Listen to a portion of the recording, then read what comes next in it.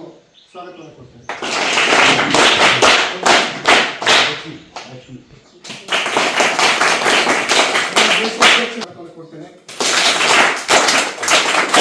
First time meet ಮಾಡ್ತಾ ಇದ್ದೀವಿ.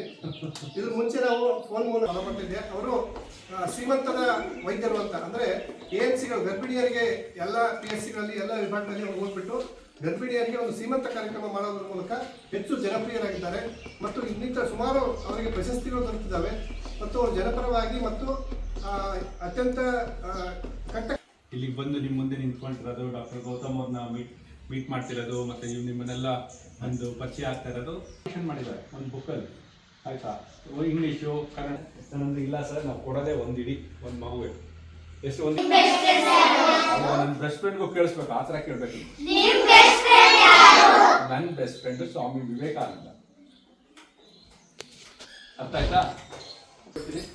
ಏನು ಡೈಲಿ ಒಂದು ಪೇಪರ್, ಕನ್ನಡ ಪೇಪರ್ ಒಂದು ತರಿಸ್ಬಿಟ್ಟು ಬಿಟ್ಬಿಡಿ. ಆ ಮಕ್ಕಳು ಓದೋದ್ರ ಬಗ್ಗೆ ನಾನು ಹೇಳ್ಕೊಡ್ತೀನಿ ನನಗೆ. ನೆಕ್ಸ್ಟ್ ಏನು ಬುಕ್ಸ್ಗಳಿದೆ ನೋಡಿ. ಆಮೇಲೆ ಇವ್ರು ವಿವೇಕಾನಂದ ತುಂಬ ಇದೆ ವಿಷಯಗಳು.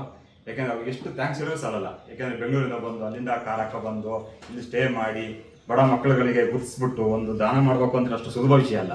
ಯಾರನ್ನ ಕಾಲಿಡಬೇಕು ನಾವು ಬಡ ಮಕ್ಕಳು ದಾನ ಅಂತಲ್ಲ, ಅಲ್ಲಲ್ಲ ಅಭಿಯಾನ ಮಾಡ್ತಾ ಇದ್ದಾರೆ ಅಂದ್ರೆ ಭಾರಿ ಹೆಮ್ಮೆ ವಿಷಯ ಅದು. ಯಾಕಂದ್ರೆ ಗೌರ್ಮೆಂಟ್ ಸ್ಕೂಲ್ನೆಲ್ಲ ಗುರ್ತಿಸಿ ಮಾಡ್ತಾ ಇದ್ದಾರೆ ಅಂದ್ರೆ ಅವ್ರಿಗೆ ಎಷ್ಟು ಥ್ಯಾಂಕ್ಸ್ ಹೇಳಿದ್ರು ನಮ್ಗೆ ಸಾಲದು. ನೆಕ್ಸ್ಟ್ ಟೈಮ್ ನಾನು ಬಂದು ನಿಮ್ಮನ್ನು ಕೇಳಿದಾಗ ನೀವು ಹೇಳಿ ಕರೆಕ್ಟ್ ಕಾವ್ಯ, ಸಾನ್ನಿಧ್ಯ, ದೀನ, ವಚನ ಇವರೆಲ್ಲ ನಿಮ್ಮ ಬೆಸ್ಟ್ ಪ್ರಪಂಚ ಉದ್ಧಾರ ಮಾಡಿದ್ರೆ ನಿಮ್ಗೆ. ಅರ್ಥ ಆಯ್ತಾ? ಸೊ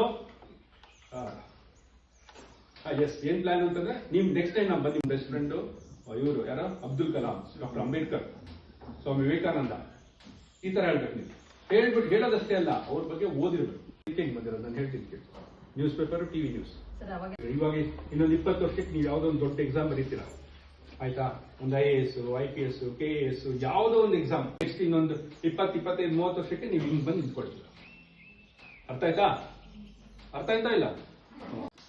ಅದನ್ನ ಓದಿದ್ರೆ ನಿಮ್ಗೆ ಪ್ರಪಂಚದಲ್ಲಿ ಇವತ್ತೇನು ನಡೀತಿದೆ ಅಂತ ಗೊತ್ತಾಗುತ್ತೆ.